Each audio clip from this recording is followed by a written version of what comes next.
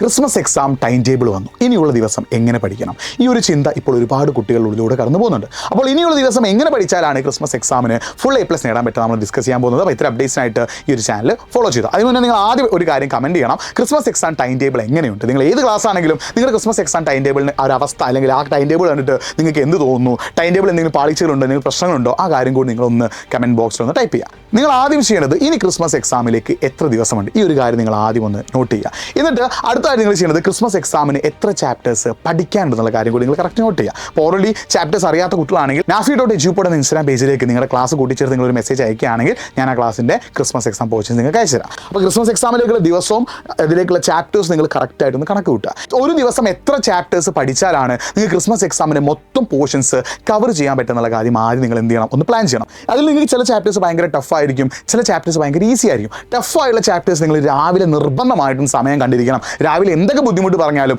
രാവിലെ ഒരു 1.5 hour അഥവാ 1.5 മണിക്കൂർ ടഫായിട്ടുള്ള ചാപ്റ്റേഴ്സ് പഠിക്കാനായിട്ട് നിർബന്ധമായിട്ട് നിങ്ങൾ സമയം മാറ്റിയിരിക്കണം. രാത്രി സമയത്ത് നിങ്ങൾക്ക് 3 മണിക്കൂർ പഠിക്കാനായിട്ട് മാറ്റി വെക്കുക. അതിൽ ആദ്യത്തെ 1 മണിക്കൂർ നിങ്ങൾ ഈസി ആയിട്ടുള്ള ചാപ്റ്ററും അടുത്തൊരു മണിക്കൂർ ടഫായിട്ടുള്ള ചാപ്റ്ററും അടുത്തൊരു മണിക്കൂർ ഈസി ആയിട്ടുള്ള ചാപ്റ്ററും നിങ്ങൾ എന്ത് ചെയ്യുക, പഠിക്കും. ഈ ഒരു 3 സെഷനിലായിട്ട് നിങ്ങൾ പഠിക്കുമ്പോൾ 3 ഡിഫറൻറ്റ് സബ്ജക്റ്റിലെ ചാപ്റ്റേഴ്സ് നിങ്ങൾ എന്ത് ചെയ്യുക, ചൂസ് ചെയ്യുക. പക്ഷേ രാവിലെ 1.5 മണിക്കൂർ നിങ്ങൾ നിർബന്ധമായിട്ടും ടഫായിട്ടുള്ള സബ്ജക്റ്റിലെ ചാപ്റ്റേഴ്സ് നിങ്ങൾ എന്ത് ചെയ്യണം, പഠിച്ചിരിക്കണം. പിന്നെ ജസ്റ്റ് പഠിച്ചാൽ മാത്രം പോരാ, പഠിക്കുന്ന കാര്യങ്ങൾ ഇടയ്ക്കിടയ്ക്ക് റിവൈസും ചെയ്യണം, ആക്റ്റീവ് റീകോളും ചെയ്യണം. അപ്പോൾ പ്രോപ്പർ റിവിഷനും പ്രോപ്പർ റീകോളും ഇമ്പോർട്ടൻ്റ് ആണ്. അപ്പോൾ ആക്റ്റീവ് റീകോൾ എന്താണെന്ന് അറിയാത്തവരുണ്ടെങ്കിൽ നിങ്ങൾ എനിക്കിത് മെസ്സേജ് അയച്ചാൽ ഞാനത് പറഞ്ഞുതരാം. നിങ്ങൾ തിങ്കളാഴ്ച ഒരു സബ്ജക്റ്റിലെ ഒരു ചാപ്റ്റർ പഠിക്കുന്നുണ്ടെങ്കിൽ അറ്റ്ലീസ്റ്റ് അതൊരു വ്യാഴാഴ്ചയെങ്കിലും നിങ്ങളത് എന്ത് ചെയ്യണം, ഒന്ന് റിവൈസ് ചെയ്തിരിക്കണം. അപ്പോൾ പ്രോപ്പർ റിവിഷനും ആക്റ്റീവ് റീകോളും ഉണ്ടെങ്കിൽ മാത്രം നിങ്ങൾക്ക് കാര്യങ്ങൾ സെറ്റ് ആവുള്ളൂ. പിന്നെ ഓരോ ചാപ്റ്ററിലെയും ഇമ്പോർട്ടൻറ്റ് ടോപ്പിക് നിങ്ങളുടെ ടീച്ചേഴ്സിനോട് ചോദിച്ച് മനസ്സിലാക്കണം. ആ ഇമ്പോർട്ടൻറ്റ് ടോപ്പിക്കിനെ ബേസ് ചെയ്തുകൊണ്ടുള്ള ക്വസ്റ്റ്യൻസ് നമുക്ക് പലയിടങ്ങളിലും അവൈലബിൾ ആണ്. ഇപ്പോൾ +2 +2 ഒക്കെ ആണെങ്കിൽ PYQs അവൈലബിൾ ആണ്. SSLC ആണെങ്കിൽ ഗവൺമെൻറ് തന്നെ ഒരു മോഡൽ ക്വസ്റ്റ്യൻ പേപ്പർ ഇറക്കിയിട്ടുണ്ട്.